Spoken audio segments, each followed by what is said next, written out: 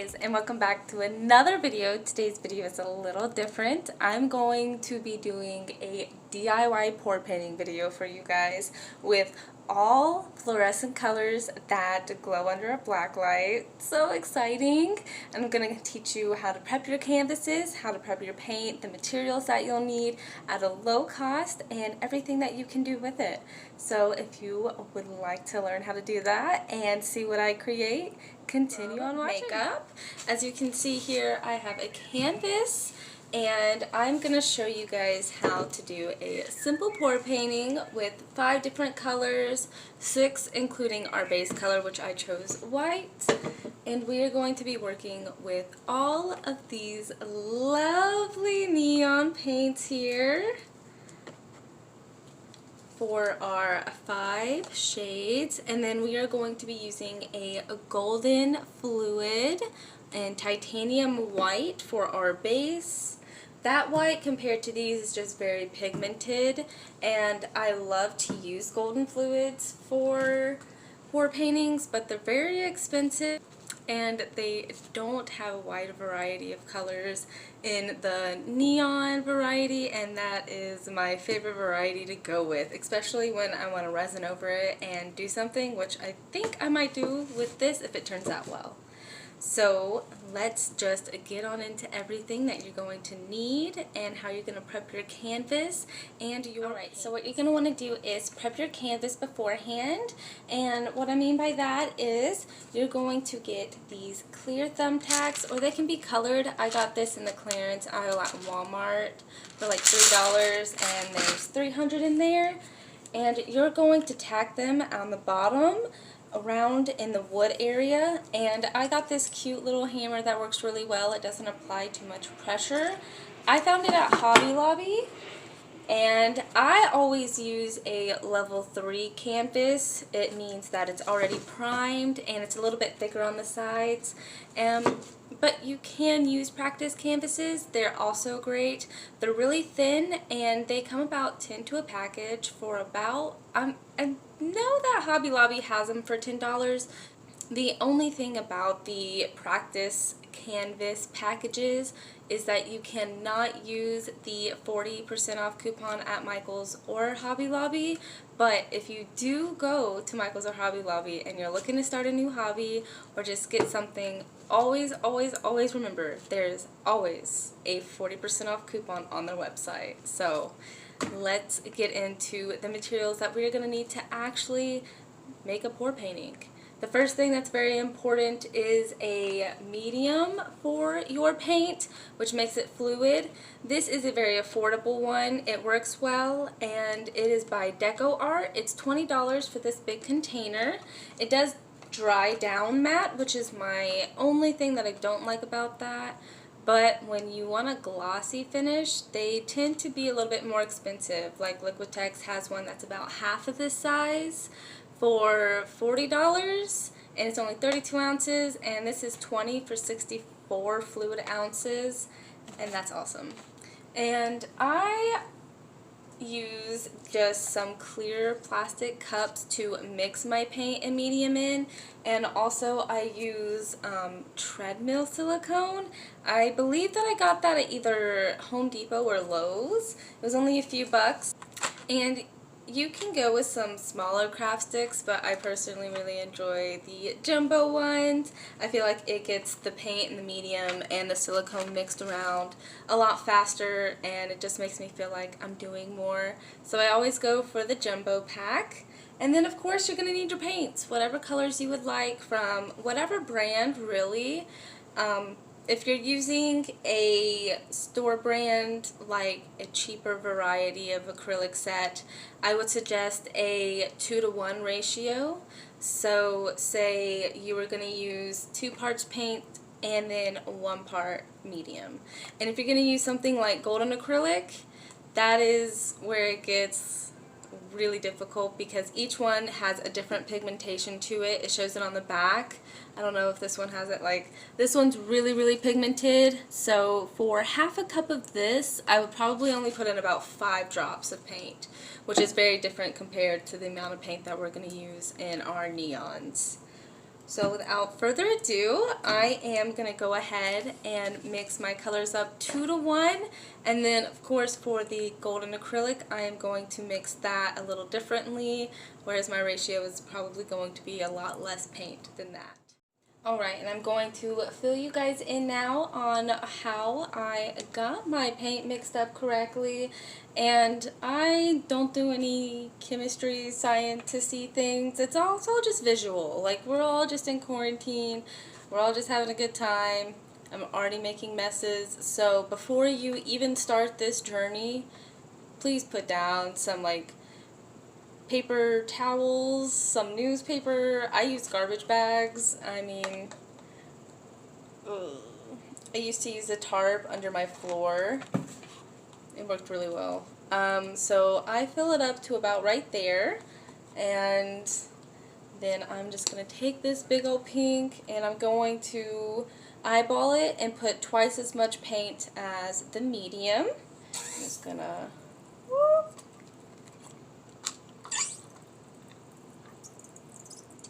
right, and then I'm going to get my silicone and we are going to do this.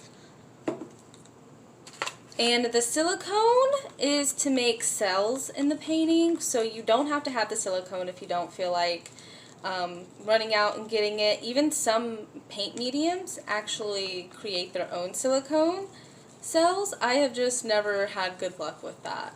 I've never found a medium that works well and gives me the cells that I really want. You're just going to mix that up and make sure you scrape the bottoms, which is why I don't use a spoon or anything. Popsicle sticks work the best. That way you can just kind of scrape the bottom and make sure that everything is getting all mixed together. Next time you guys see me, I will have the canvas ready and I will show you guys. Alright, so we have our canvas in front of us, we have our paint all mixed together, and I am just going to take my cup of white paint and my little popsicle stick, mix it around a little bit, and I'm going to cover the entire canvas with this white paint right here. I'm just going to whoop. This helps to make sure that if you like pour all of the colors into one cup and you do a tree ring pour or a spiral pour, you're not losing any of those colors. You're not going to lose a design that you're like, ooh, I like that. It'll just roll with the white paint. But if you go onto a dry canvas, the paint is going to stick and then it's going to roll over each other. And then it creates a lot of a muddy look too, oftentimes. And you also want to make sure that you're dragging them around the corners, because that's the hardest part, is the edges. And just kind of like, let me see if I can get this where you guys can see it. Okay, so I'm going to take this camera and we're going to go like this, and you are going to want to kind of scrape it and kind of like help it go down like that. Like that. Yeah. Alright, so let's finish doing that. Alright, so when your paint is even and all over your canvas, be very careful with this part. You're going to want to take a small torch. I do not suggest lighters. I used them when I first started, and I had a lot of burnt thumbs. I'm just going to lightly go over it, pop any of those air bubbles. Higher. Alright. And now we can get to the really fun part. So what we're going to do is we're going to grab one cup, and then I'm going to pick out how I want my colors to align. Alright guys, I'm not done. I'm right here. I put it to where you guys could see what was going on with the canvas and the colors and the layout that I have going on, and so that I could show you guys how I pour the paint into the cup. And I'm going to do a tree ring pour because I think that's the prettiest one and a lot of people enjoy that. So I'm going to start with my pink first, and I'm just going to pour a little layer. And then after the first one, you're gonna try to go more towards the center.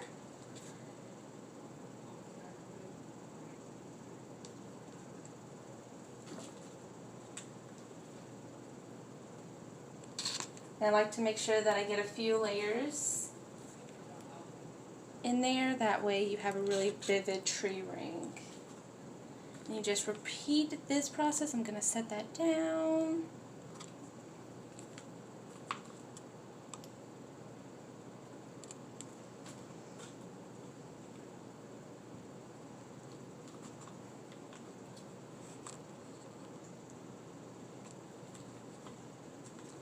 Looks like I could do one more small layer maybe. I think I'm pushing it at that point, but we're still going to try to get her in there. Oh no. Alright, a little bit of yellow. Perfect. And take this, you can kind of see how it is. I'm going to use my right hand because I am dominant with my right hand. I'm going to kind of the cup over here, angle it, start pouring, and then start pouring slowly in very tiny circles.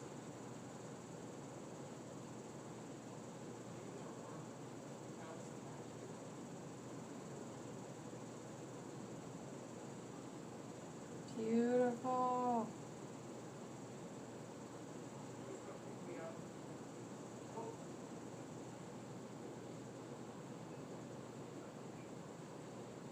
Oh, I'm loving it so far. I really wonder how the silicone is going to react.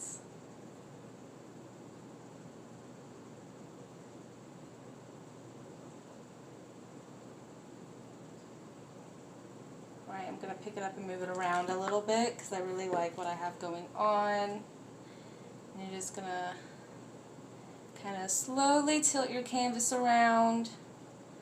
Try to make sure the base of your canvas is covered with paint before you really let anything start to drip off. And if you see a section of the painting that you like a lot more, try to make sure that the opposite end of the canvas is losing that paint. And sometimes you can just touch the canvas, help it along.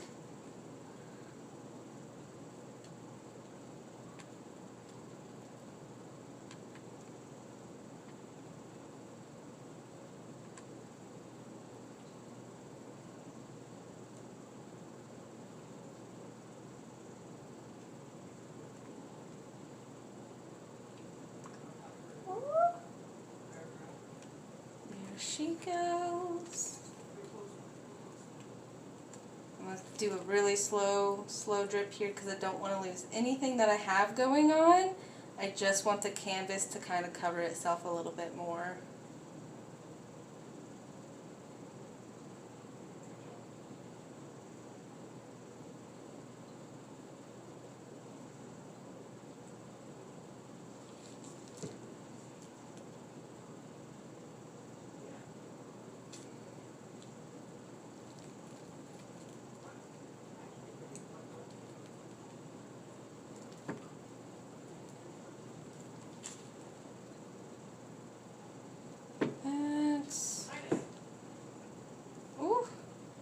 Losing pigment over here.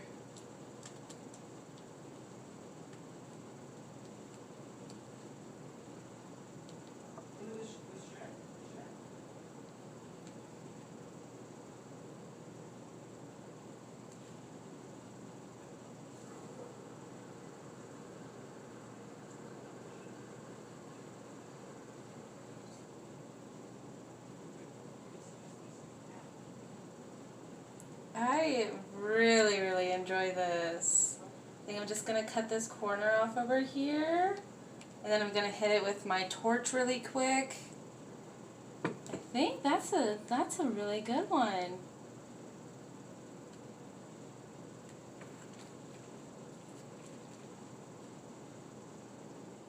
Alright, so I'm done moving the painting around, so I'm going to light up my butane torch again and lightly hit it to activate that silicone we put in there and pop any air bubbles.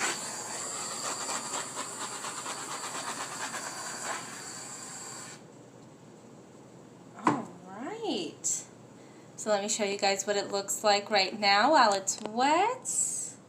This is what we have going on. I really love what we have going on right here. and right down in here. The only thing that I think that I'm going to do when I go over it with resin and decorate it and everything, I'm going to hit these edges. It lost a bit of pigment, but I think that might be because of the paint that I used. But overall, like in the center where I didn't move too much, it's really pretty and really vivid. I hope when I put a black light to it that it's awesome. So yeah, that's how you do it. It's super fun, super easy, and you create something different every time. Don't go in it expecting it to look like something, because that's simply not how a pour painting works. But alright guys, thank you so much for watching today's video, and if you enjoyed this video and if you would like to see this painting when it's done and it's been decorated and resined, you can go check out my Instagram and my Twitter. I'll have those down below and somewhere in a cutscene coming soon. Thank you for watching, and if you want to see more videos like this or even some makeup tutorials, subscribe to my channel and leave a comment down below what you want to see next. And I hope you have a fun time in quarantine. It sucks a little bit, but overall I'm getting to use my old hobbies and really enjoy something again that isn't just makeup. So I think you should just have fun with it. You're stuck at home. So far.